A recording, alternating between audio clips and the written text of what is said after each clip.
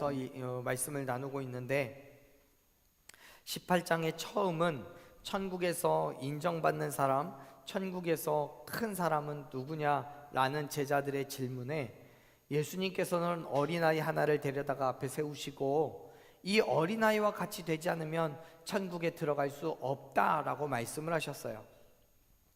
지난주 나눴던 말씀인데 기억나시죠? 네, 그러길 간절히 소망합니다. 그런데 문법적으로 생각해 보면요, 제자들의 질문과 예수님의 대답은 서로 맞지 않아요. 왜냐하면 제자들이 천국에서 누가 인정받느냐라고 묻는 것은 천국은 무조건 간다라는 전제를 하고 질문을 하는 거예요. 내가 천국에 갈 수 있냐 없냐 그걸 논하는 게 아니라 나는 무조건 천국에 간다라고 생각하고 전제하고 묻는 거예요. 그런데 예수님의 대답은 누가 천국에 갈 수 있냐 없냐라고 얘기하시는 거예요. 즉 예수님은 천국에 갈 수 있는 사람이 있고 갈 수 없는 사람도 있다고 말씀하시는 거예요. 그런데 여러분, 여기서 우리가 한 가지 짚고 넘어가야 될 것은 뭐냐면, 물론 제자들은 제자들이 말하는 그 천국이라는 건 정치적인 메시아로서 오신 예수님이라고 생각하고 있기 때문에 이스라엘의 하나님의 나라, 그러니까 하나님의 사람이 다스리는, 즉 예수님이 다스리는 그 나라가 세워질 거라고 생각하고 묻는 거예요. 그래서 제자들의 입장에서는 예수님이 다스리시는 그 나라에서 무조건 뭔가 한 자리를 맡긴 맞는데 그 자리를 큰 자리를 맡냐 낮은 자리를 맡냐 그걸 물어보는 거예요. 그런데 예수님이 대답하시는 건 뭐냐면, 너네들 중에선 그 자리를 맡을 수 있는 사람이 있고 맡지 못하는 사람도 있을 수 있어 라고 이야기하는 것처럼 제자들이 받아들여지는 거죠. 그렇다면 이제 제자들에게 문제가 하나 생겼어요. 자기들은 예수님의 제자이기 때문에 그들이 천국이라고 생각하고 있는 그 하나님이 통치하는 그 나라에서 당연히 중요한 자리 하나쯤은, 뭐 크냐 낮냐 상관없이 중요한 자리 하나쯤은 차지할 수 있을 거라고 생각했어요. 더군다나 지금 제자들에게 있어서는 예수님의 제자는 몇 명이에요? 12명이잖아요 그 자리가 아무리 없어도 12명 앉을 자리 없겠습니까? 12명 정도는 뭐 낮든 높든 상관없이 무조건 한 자리는 할 거라고 생각했어요.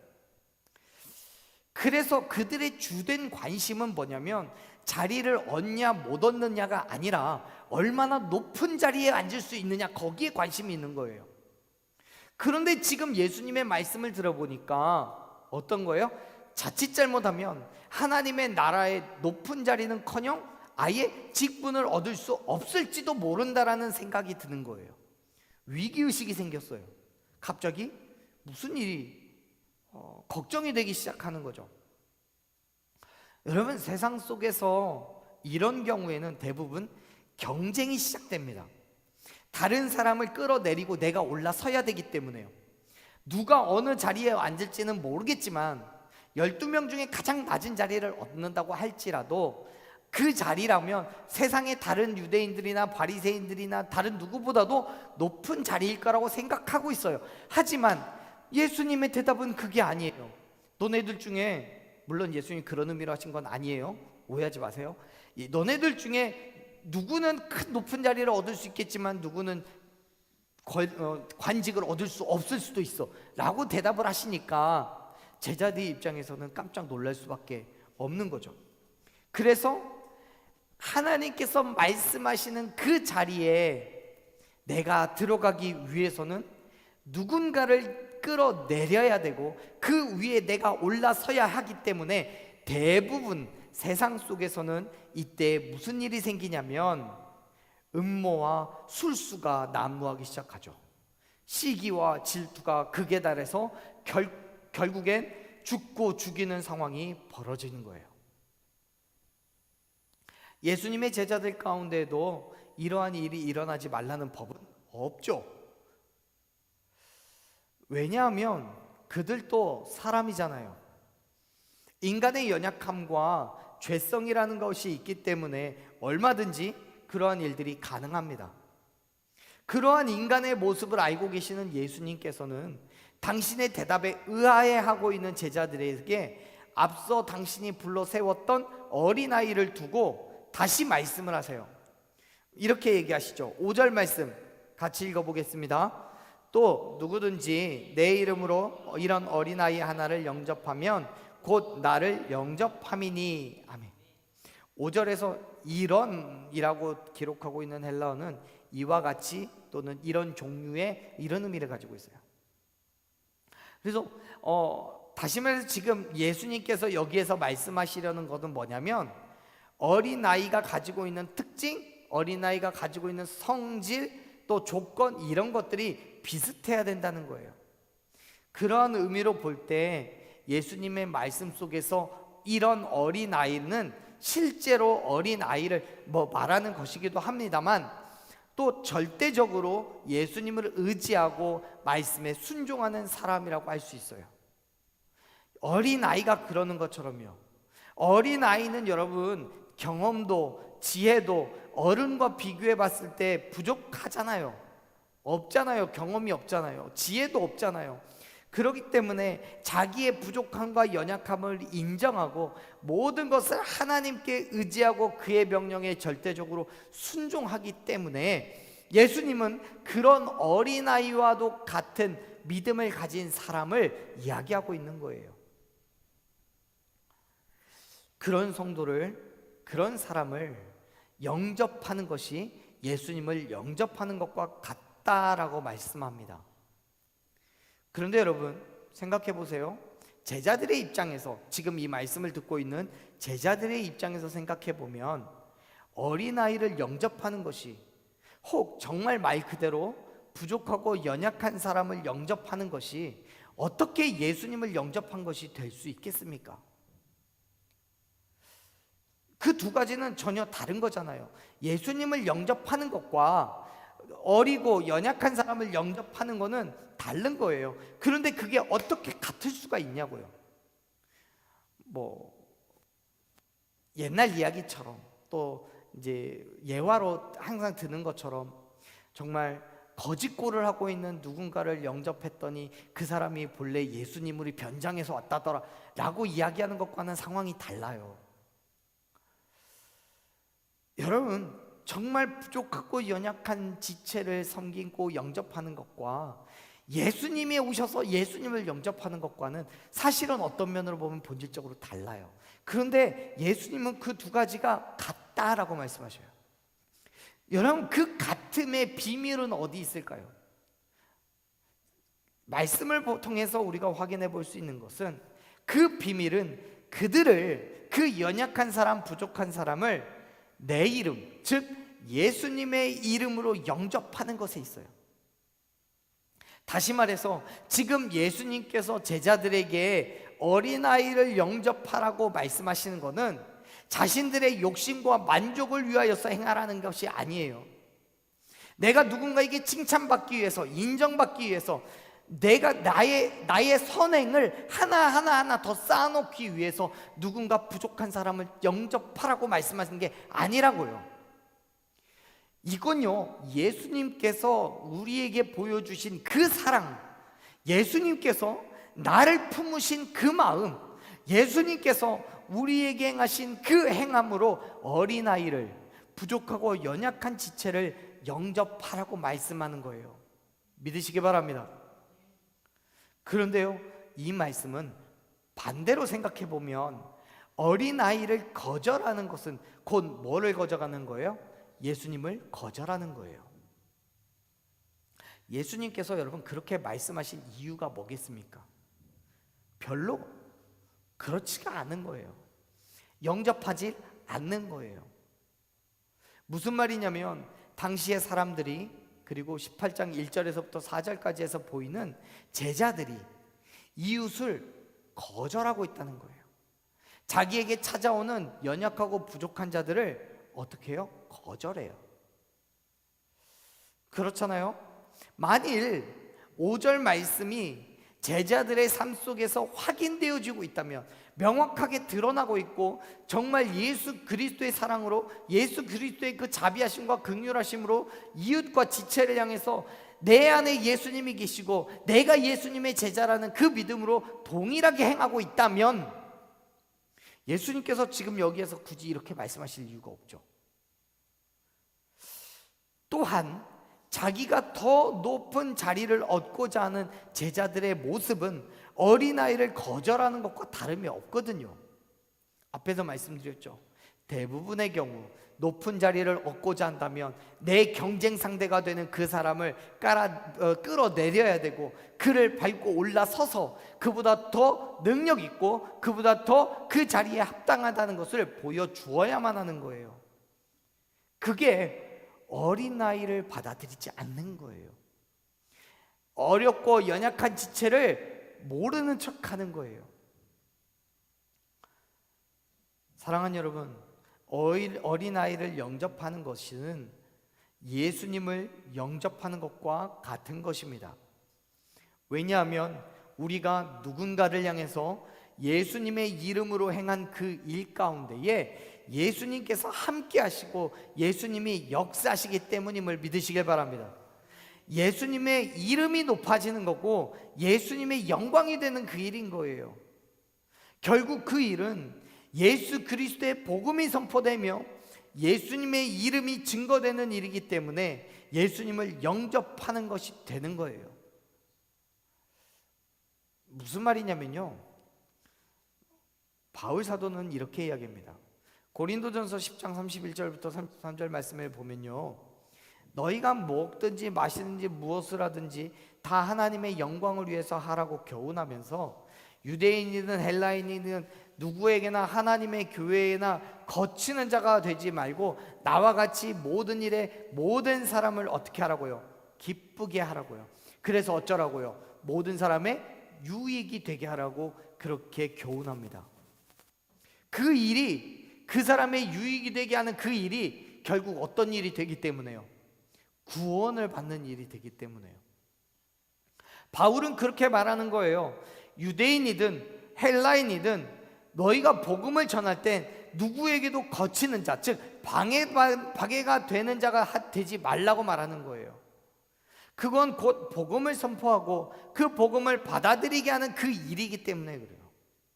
그런데 여러분, 그 모든 일들이 단순하게 행하는, 그냥 전도를 하고 복음을 전하는 그 일이 아니라 그 모든 일들이 하나님의 영광을 위한 것임을 믿으시길 바랍니다. 무엇을 하든지 다 하나님의 영광을 위해서 하라고 말씀하고 있잖아요. 사랑하는 여러분, 우리가 행하는 모든 일들은 하나님의 영광을 위한 일입니다. 그런데 생각보다 그것이 쉽지 않아요. 왜냐하면 그럴 때마다 내 유익과 만족을 포기해야 되기 때문에요.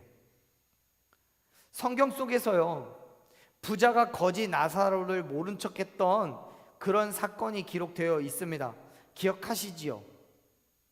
그 사건 속에서 우리는 교회 안에서 누군가를 돕는다는 것이, 교회 밖에 이웃을 위하여 무언가를 한다는 것이 쉽지 않다는 것을 우리는 배워요. 사랑하는 여러분, 우리가 행하는 모든 일에는 예수 그리스도의 이름이 드러난다는 사실을 기억하시길 바랍니다. 왜요? 내가 그리스도인이니까요. 그리스도인이기 때문에 우리의 삶을 통하여서 예수 그리스도의 긍휼과 사랑과 헌신이 드러나야 되는 거예요. 그런데 그 일이 잘 되지 않는 거예요. 특별히 지금 이 말씀을 전하고 계시는 예수님의 이 상황 바로 직전에 무슨 일이 있었는데요? 제자들은요, 예수님께 누가 크냐라고 물었어요. 그 말은 무슨 뜻이에요? 내가 큰 자리에 앉고 싶은데 누가 그 자리에 앉습니까? 내가 그걸 안다면 그 사람을 끌어내리고 내가 그 자리에 앉기를 원합니다. 그 이야기하는 거잖아요. 그래서 예수님이 그러한 제자들을 향해서 뭐라고 얘기를 하십니까? 6절 말씀 한번 읽어볼까요? 6절 같이 읽습니다. 누구든지 나를 차라리 연자의 똘이 그 목에 달려서 깊은 바다에 빠뜨려지는 것이 나으니라. 아멘. 이 말씀 가운데서 6절 속에서 작은 자는 앞에서 말하는 어린아이와 조금 달라요. 앞에서 어린아이라고 말하는 건 소위 키가 작거나 아니면 나이가 어린 사람까지를 다 포함하고 있다면, 지금 6절에서 예수님 말씀하신 이 작은 자라는 것은요, 가난하고 연약한 자라는 얘기예요. 키가 작거나 나이가 어린 이가 아니고요, 그냥 연약한 자들요. 물론 그렇다고 해서 5절과 6절이 전혀 다른 이야기를 하고 있는 건 아니에요. 왜냐하면 5절에서의 그 어린아이에는 6절에 기록되어 있는 작은 자가 가지고 있는 의미도 포함되어 있거든요. 즉 지금 6절에서 예수님은 5절의 어린아이의 범위를 조금 좁혀서 제자들이, 그리고 당시의 유대인들이 더욱 이해하기 쉽게 하고 있는 거예요. 왜냐하면 당시의 유대 지도자들은요, 대단한 열심과 함께 많은 성경과 율법적 지식을 가지고 있었던 사람이에요. 반면 그 이후의 사람들은 그렇지가 않은 거죠. 오히려 성경이나 율법에 대한 교육에서부터 배제돼서 바리새인과 서기관이나 대제사장들처럼 엘리트 계층이 더욱더 견고해져요. 층이 완전히 나뉘어져요. 더군다나 제자들의 입장 속에서는 말씀드렸죠. 누가 큰 자라고 묻는 것은 큰 위치에 있는 그 사람보다 내가 더 높은 자리, 더 높은 능력, 더 뛰어난 그런 인정을 받고자 하는 욕구가 숨어져 있는 거예요. 그렇기 때문에 작은 자, 즉 능력이 없더라도 정말 연약한 자라도 높은 자리에 앉는다면 그 사람도 밑에 있는 제자들은 그 사람을 인정해 주어야 된다는 이야기인 거예요. 제자들의 입장에서 생각해 보면. 그런데 그게 쉽지 않잖아요. 나보다 능력이 없는데 어떻게 그 높은 자리에 앉을 수 있겠습니까? 이러한 상황, 이러한 인간적인 상황들 때문에 많은 사람들이 상처를 받고 믿음의 행위에 대한 통제를 받아요. 그래서 예수님은 이 세상에서 어떤 세력이나 지위나 또는 힘을 가지지 않고 오직 예수님께 대한 순수한 믿음을 가진 사람들, 또 믿음이 약한 그런 작은 자들이 세상의 시기와 질투나 배척과도 같은 모든 공격 가운데서 어떻게 된다고 말씀하셔요? 실족하게 된다고 말하는 거예요. 자, 예컨대 예를 들어볼게요. 조금 전에 말씀드렸던 것처럼 제자들은 예수님이 다스리는 그 나라에서 높은 자리를 얻기를 원해요. 그런데 그 높은 자리에 앉은 사람이 연약한 사람이에요. 부족해요. 뭔가 모자라요. 그 사람보다는 내가 뛰어난 것처럼 보여요. 그렇다면 인간적으로는요, 저 사람의 흠을 잡아서 그 사람의 그냥 연약한 부분을 헤집어서 끌어내려야 그 공간에, 그 빈자리에 내가 설 수가 있다는 거예요. 그때 그 연약한 사람은 어떻게 되겠어요? 실족하게 되는 거예요. 사랑하는 여러분, 수십 년, 수백 년의 시간 동안 교회가 지속되어 오면서 어떤 교회들 가운데는 축복을 강조하고 또 어디는 헌금이나 기도 같은 한 부분만 지나치게 강조하고 있지는 않았는지 한번 돌아봤으면 좋겠어요. 각자의 가정이나 자녀들을 외면하고 교회 봉사에만 헌신하게 하지는 않았는지 한번 돌이켜봤으면 좋겠어요. 왜냐하면 그 모든 것들이 전적으로 틀렸다라고 말할 수는 없어요. 다만 내가 그렇게 산다고 해서 그렇지 못한 사람들을 무시하고 믿음이 없다고 정죄한 적이 없었는지 한번 생각해 보자는 거예요. 지금 제자들이 생각하고 있는 그것처럼 나보다 높은 자리에 있는 사람이 나보다 연약한 사람, 나보다 부족한 사람이어서 그 사람을 무시하고 그 사람을 깔보고 멸시하여서 결국엔 그 자리에서 끌어내고 내가 그 자리에 앉으려고 하지는 않았는지 생각해 보자는 거예요. 신앙생활의 기간마다 사람은 차이가 있어요. 또 그 시간과는 상관없이 믿음의 크기도 차이가 있을 수 있어요. 그렇기 때문에 믿음이 큰 자와 작은 자는 어쩌면 나뉘어져 있을 수도 있습니다. 그럼에도 불구하고 많은 사람들이요, 상대를 위한다는 이유로 깊은 상처를 주는 경우가 있어요. 심심치 않게. 알고도 그렇게 하고요. 또 모르고 행하는 우리의 말과 행동이 누구에게는 상처가 되고 그 일로 인해서 교회를 떠나고 믿음을 버리게 된다면 그것은 하나님 앞에 너무나 큰 죄가 된다는 사실을 기억하시기 바랍니다. 왜냐하면 작은 자들을 직접적으로 배척하고 죄의 길로 끌어들이지 않는다고 할지라도 그들을 낙담시킴으로써 하나님 앞으로 가까이 나아가지 못하도록 가로막는 걸림돌의 역할을 하는 것이기 때문에 그래요.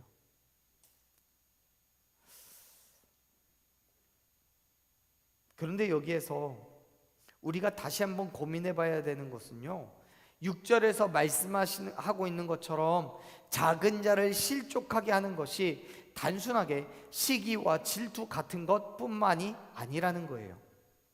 보세요. 예수님께서 6절의 말씀을 하시기 직전에 5절에서 언급하고 계시는 게 뭡니까? 어린아이를 어떻게 하라는 거예요? 영접하라는 거예요. 영접이요. 다시 말해서 작은 자를 실족하게 하는 그 일을 그들을 거절하고 무시하는 것까지 포함하고 있다는 거예요. 자, 다시 한번 설명을 해드릴게요. 영접하지 않는 것이 곧 다른 사람을 실족하게 하는 일이 될 수도 있다는 거예요. 사랑하는 여러분, 우리는 교회 안에 있는 믿음이 작은 자 또는 세상 속에 있는 연약한 자들을 따뜻하게 영접하고 온 마음을 다해서 보살펴야 돼요.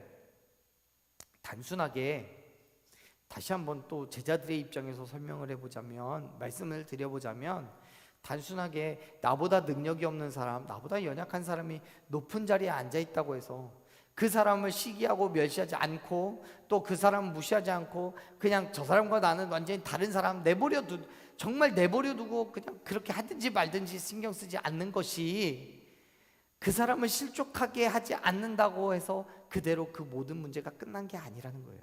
예수님은 그 사람을 영접하라고 말하는 거예요. 받아들이라고요. 왜냐하면 그렇게 하는 것이 곧 예수님을 영접하는 것이기 때문이라는 거예요. 그렇게 하는 것이 예수 그리스도께서 행하신 일을 본받는 것이기 때문이라는 거예요. 그렇게 하는 것이 예수 그리스도의 사랑을 드러내는 것이기 때문이라는 거예요.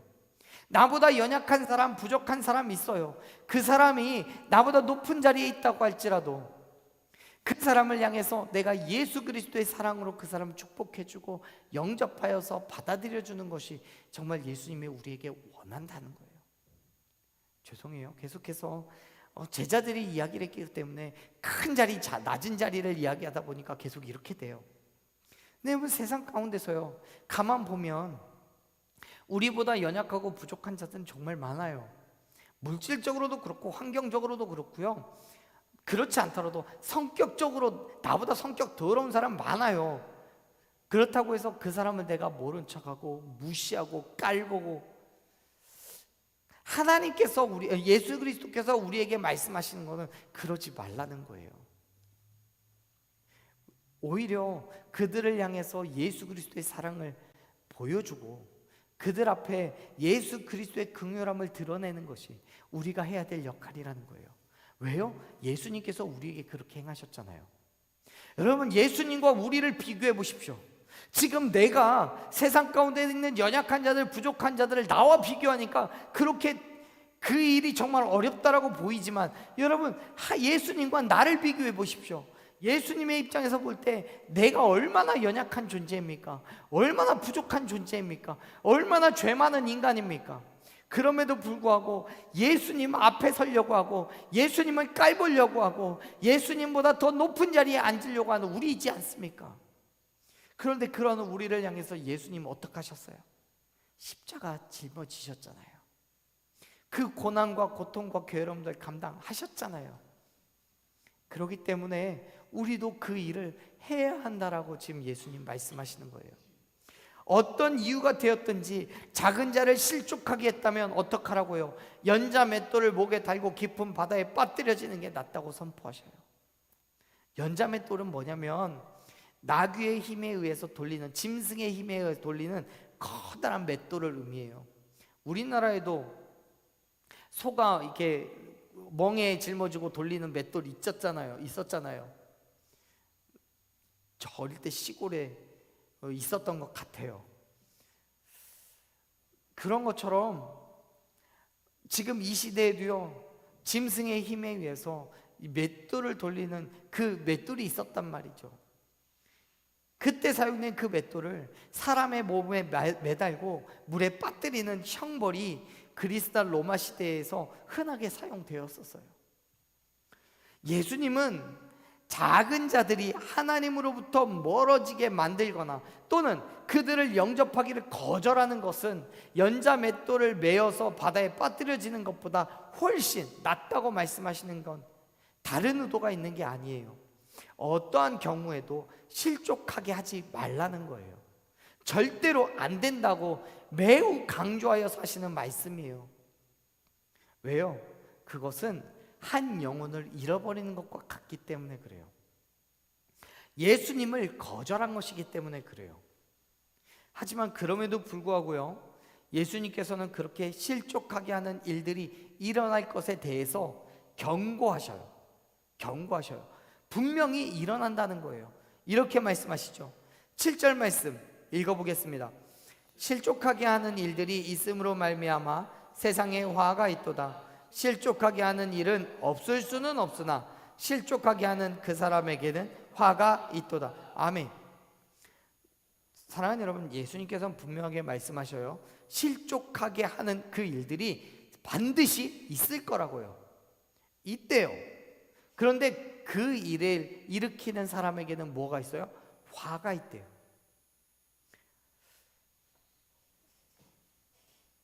누군가를 실족하게 하는 그 사람에게 반드시 징계가 있을 거라고 경고하는 거예요. 너무나 두려운 일이에요. 우리가 그리스도인이라는 이름을 달고 살아가고 있기 때문에 이 일은 더욱더 두려운 일이에요. 왜냐하면 그리스도인의 본을 보여야 하는데 오히려 죄와 허물만 보인다면 하나님의 영광을 가리기 때문에 그래요. 그런데 예수님께서 뭐라고 하십니까? 실족하게 하는 일이 없을 수는 없다고 해요. 여러분 오해하지 마세요. 그리스도인이라면 반드시 누군가를 실족하게 한다라고 말씀하는 것이 아니에요. 그리스도인들 가운데는 누군가 반드시 이 일을 할 거라는 거예요. 즉, 이 땅에 그리스도인인 누군가를 통해서든 반드시 실족하게 하는 일들은 일어납니다. 그리고 그 일을 하는 사람에게는 뭐가 있다고요? 화가 있다고 말씀하셔요. 누구라고 이야기하지는 않겠지만요, 지금 TV만 틀어보면요, 누군가를 실족하게 하는 그리스도인이 보여요. 분명히 하나님의 화가 있을 거라고 저는 믿습니다. 그 사람 때문에, 그 누군가 때문에 하나님을 멀리하거나 교회를 떠나는 일이 생긴다면요, 그 사람이, 성경은 지금 예수님은 그 사람이 내가 되지 말라고, 그 사람이 너가 되지 말라고 경고하시는 거예요. 그런데 여러분, 지금 6절과 7절에서 예수님은 두 종류의 사람들을 동시에 경고하시는 거예요. 잘 보세요. 한 종류는 지금까지 말씀 나눈 것처럼 누군가를 실족하게 할 수 있는 사람이에요. 그들은 자신들의 지위와 지식으로 다른 사람들, 작은 자를 실족하게 할 만해요. 말과 행위로 상처를 주고 핍박해서 하나님으로부터 멀어지게 만들어요. 그리고 그들에게는 하나님의 화가 반드시 임할 거예요. 그리고 또 한 종류의 사람, 그 종류의 사람에게 경고하는데 그 사람은 누구냐면 작은 자예요. 작은 자에게도 경고하셔요.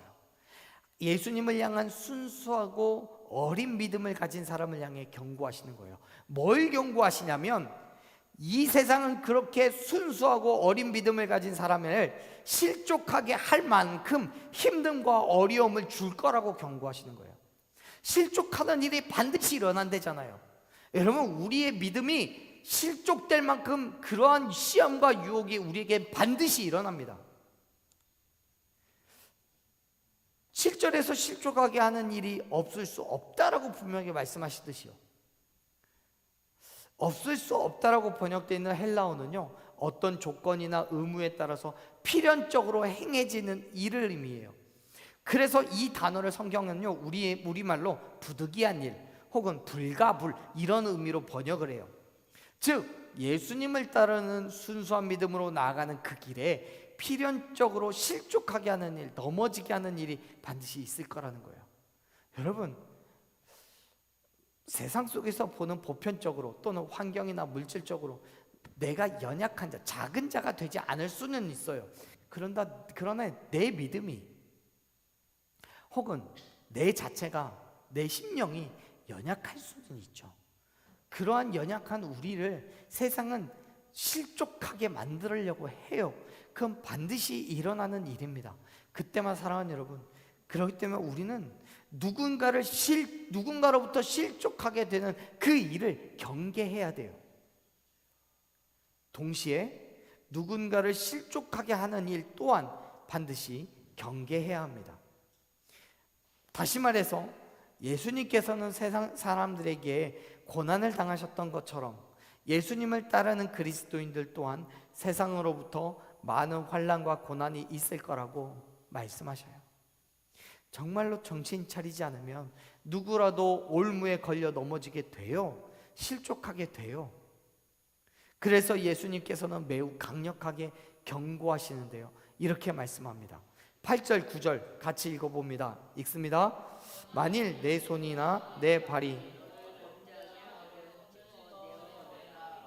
장애인이나 다리 전자로 영생에 들어가는 것이 두 손과 영원한 불에 던져지는 것보다 나으니라. 만일 내 눈이 너를 범죄하게 하거든 빼어내버리라. 한 눈으로 영생에 들어가는 것이 두 눈을 가지고 지옥불에 던져지는 것보다 나으니라. 아멘. 여기에서 말씀하시는 것 또한 작은 자를 실족하게 하는 경우에요, 누군가를 실족하게 하거든 그 일이 네 손이건 네 발이건 그것을 잘라내버리라고. 누군가를 실족하게 하는 눈이 있다면 그걸 빼버리라고 말씀하시는 거예요. 또한 동시에 믿음이 작은 자들이 실족하여서 죄를 범하게 되는 경우도 말씀하고 있는 거예요. 즉 누군가에 의해서 실족해서 행하는 죄까지 그 모든 일에 대한 경고를 하고 계시는 거예요. 뭐라고 말씀하셔요? 범죄하게 하는 그것을 찍어내버리라고요. 문자 그대로 이래서 제거해버리라는 의미는 사실 아니에요. 왜냐하면 그렇게 손과 발을 자르고 눈을 뽑는다고 해서 그가 행한 죄가 없어지는 건 아니거든요. 그런데 여기에서 말하는 건 죄의 근원 혹은 죄를 범할 수 있는 그 조건을 제거해 버려라 라고 말하는 거, 이해하는 게 맞아요. 보세요, 우리 성경에는 범죄하게 하거든 이라고 번역되어 있는 헬라어는요, 위에서 말하는 실족하게 하다라는 헬라어와 동일해요. 똑같아요. 그 말은 8절 9절에서 하는 말이 어떤 죄의 결과가 드러나는 것뿐만 아니라 6절 7절과도 같이 죄는 이르지 않을지라도 예수님을 따라 행하는 것을 방해하거나 죄를 행하게 할 가능성을 주었을 때, 실족하게 했을 때까지도 단호하게 제거해 버려야 된다라는 의미예요. 그렇습니다. 사랑하는 여러분, 죄를 짓지 않는 것은요 당연한 일이에요. 그건 그리스도인이기 때문에 당연히 해야 할 일입니다. 그러나 그것뿐만 아니라 그 죄의 자리에 가지 않는 것, 또 죄를 행할 비밀조차 주지 않는 것 또한 그리스도인이 분명히 해야 할 일임을 믿으시길 바랍니다. 사랑하는 여러분, 성경은요 시편 1편 1절에서 복 있는 사람은 악인의 죄를 따르지 않고 죄인의 길에 서지 않는다고 얘기합니다. 오만한 자의 자리에 앉지 않는다라고 얘기해요. 죄인의 길에 서지 않아야 돼요. 또한 자기의 지식과 경험을 의지하여서 하나님의 말씀을 따르지 않고 오만하게 다른 사람을 실족하게 하는 사람들과 같이 않는 사람, 그렇게 하지 않는 사람이 복이 있다고 말씀하셔요. 그 복은 뭐예요? 시냇가에 심은 나무가 철을 따라 열매를 맺는 것처럼, 잎사귀가 마르지 않는 것처럼 하는 일, 모든 일들이 다 형통한 복이에요. 그런데 문제는 어떻게 하면 그렇게 누군가를 실족하게 하지도 않고 또 내가 실족하지도 않게 되냐는 거예요. 시편 1편 2절에선 분명하게 말씀합니다. 뭐라고요? 오직 여호와의 율법을 즐거워하고 그 율법을 주야로 묵상하는 거라고요. 무슨 말입니까? 말씀을 즐거워하면서 그 말씀을 묵상할 때, 그래서 그 말씀대로의 삶을 살아가려고 발버둥 칠 때 실족하지도 않고 누군가를 실족하게 하지도 않는다는 거예요. 믿으시길 바랍니다. 물론 그럼에도 불구하고 어려움이 있어요. 인간의 정욕과 탐심은 끊임없이 우리를 시험하고 유혹해요. 사망의 골짜기를 우리는 걸어가고 있어요. 그래서 바울은 어떻게 해요? 고린도전서 9장 27절에서 내 몸을 쳐서 복종하게 한다라고 말해요. 사랑하는 여러분, 우리가 교회를 다닌다고 할지라도요, 모든 것이 자동적으로 되는 거 아니에요. 심지어 성령의 충만함을 받았다 할지라도 역시 마찬가지예요. 얼마든지 내게 있는 그 죄성은 내 삶의 방향을 움직일 수 있어요. 그렇기 때문에 주의하십시오. 세상의 유혹과 시험 가운데 넘어지지 마십시오. 세상을 사랑하지 말고 하나님의 나라를 사모하며 정욕과 탐심이 아니라 하나님의 말씀에 순종하여 나아가는 저와 여러분들에게 간절히 축원합니다. 남을 실족하게도 하지 말고요, 오히려 사랑과 희생으로 영접하면서 세상 가운데 내가 실족하지도 않고요, 오직 하나님만 바라보며 나아가는 저와 여러분 되기를 간절히 축원합니다. 그러한 믿음의 삶으로 한 걸음 한 걸음 나아가는 저와 여러분 되기를 간절히 소망합니다. 우리 이 시간 함께